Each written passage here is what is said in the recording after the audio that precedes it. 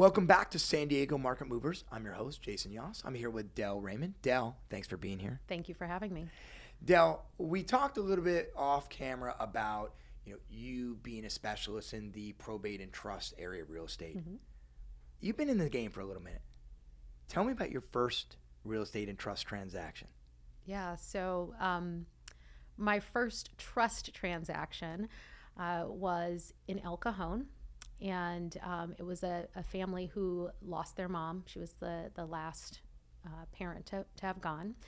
And I got to the house to meet the family, and they were emotional, right? It's a tough time in their lives, and now they have to figure out how to navigate the sale of the home, and not only the sale, but the things in the home, right? There's a lifetime in a house, and that can be daunting in and of itself. And so as I was meeting with the owners, I could tell that while the sale of the house was important, they were overwhelmed by the things that were within the house. And so at that moment, I recognized that and just said, hey, I can come back tomorrow in my sweatpants and my tennis shoes, and I will help you put together that first box.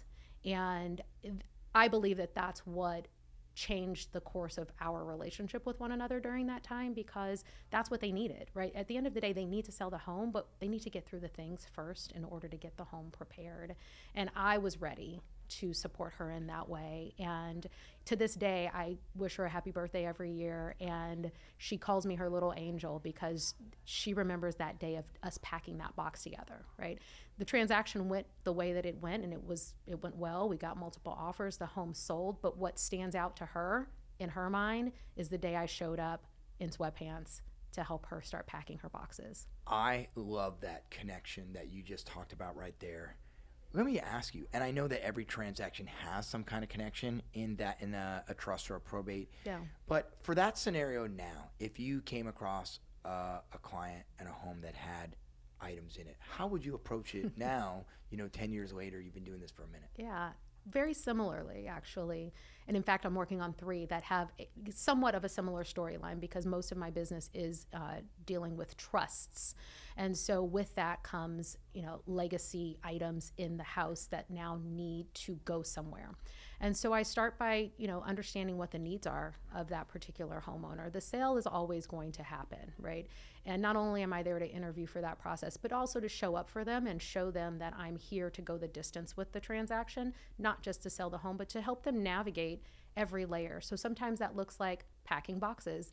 Sometimes that looks like coordinating with estate planners, estate salespeople to come out and bid for the things that are there, or organize an actual estate sale.